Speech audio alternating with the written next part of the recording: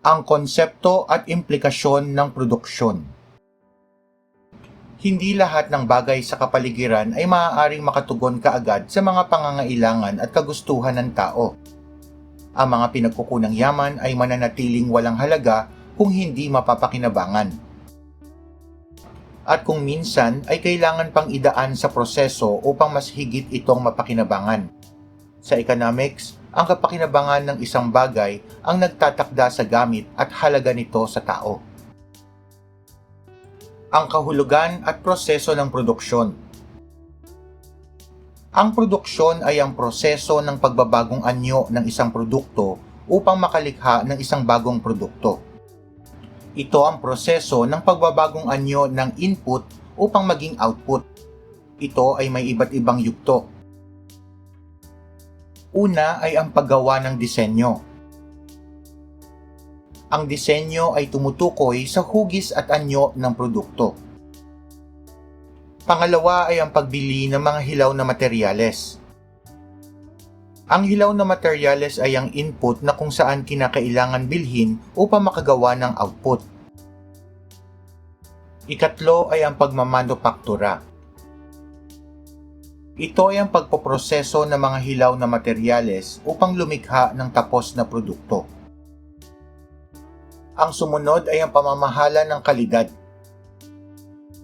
Sinusuri ang mga nagawang produkto upang matiyak na ang mga ito ay walang sira o depekto. At ang huli ay ang packaging at delivery. Sa puntong ito ay handa nang ipadala sa mga tindahan o customer ang mga nagawang produkto. Ang mga paraan ng produksyon.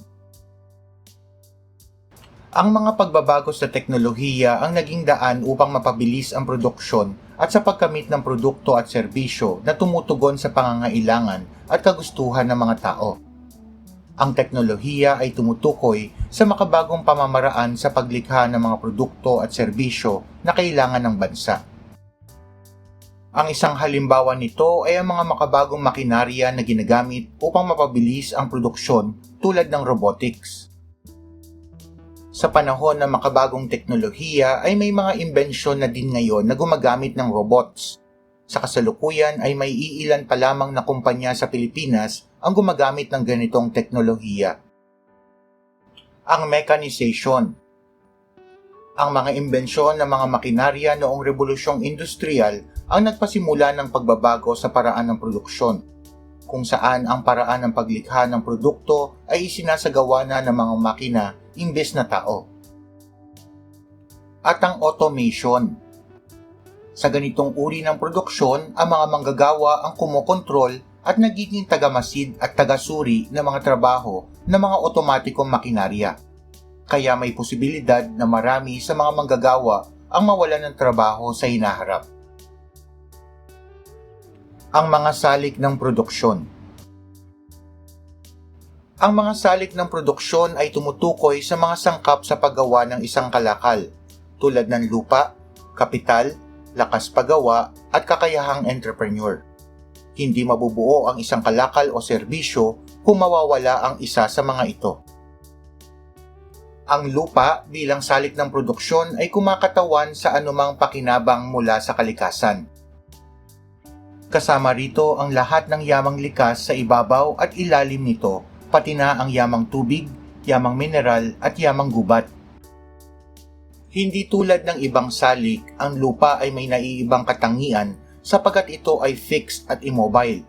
Ito ay hindi maaaring ilipat o dagdagan. Renta o upa ang kabayaran sa paggamit ng lupa bilang salik ng produksyon. Ang halaga ng renta ay naitatakda batay sa lawak, lokasyon at gamit nito. Ang kapital bilang salik ng produksyon ay binubuo ng anumang kasangkapan, kagamitang pangproduksyon at iba pang istrukturang gawang tao na ginagamit upang makatulong sa paglikha ng bagong produkto. Mayroong dalawang uri ng kapital, pisikal at pinansyal. Ang pisikal na kapital ay ang mga bagay na ginagamit sa produksyon. Halimbawa nito ay ang mga makinarya o makabagong teknolohiya na ginagamit sa industriya. Ang pinansyal na kapital naman ay tumutukoy sa pera na ginagamit upang bilhin ang mga kalakal at ginagastos sa pagpapatakbo ng isang negosyo. Interest ang tawag sa natatanggap na kita ng kapital. Ang lakas paggawa bilang salik ng produksyon ay tumutukoy sa mental at pisikal na kakayahan ng mga manggagawa at empleyado na maglingkod at lumikha ng produkto. Bahagi ng paggawa ang lahat ng tao na naghahanap buhay o mas kilala sa tawag na lakas paggawa o labor force. Ito ay binubuo ng mga taong may edad 16 hanggang 60 na may sapat na lakas, talino at maturidad na makibahagi sa mga gawain pang-ekonomiya. Mayroong dalawang uri ng manggagawa, ang mga manggagawang mental at manggagawang pisikal. Ang mga manggagawang mental ay karaniwang nagtatrabaho sa loob ng isang opisina. Ang kanilang gawain ay nangangailangan ng isang formal na edukasyon o pagsasanay para sa kanilang mga gawain. Ang mga manggagawang pisikal naman ay ang mga manggagawang gumagamit ng kanilang pisikal na lakas at kakayahan para sa kanilang trabaho. Sahod o sweldo ang tawag sa kabayaran na tinatanggap ng mga manggagawa kapalit ng kanilang serbisyo. Ang entrepreneur bilang salik ng produksyon ang tagapag-ugnay ng mga naunang salik upang makabuo ng produkto at serbisyo. Siya ang kinikilala na utak ng produksyon. Siya ang kumikilala sa pangangailangan at mga oportunidad na maaaring makuha sa pagbuo ng isang produkto o serbisyo. Siya din ang tinatawag na kapitan ng negosyo sa kadahilanan na sa kanya nagsisimula ang lahat kung paano tatakbo ang isang produksyon.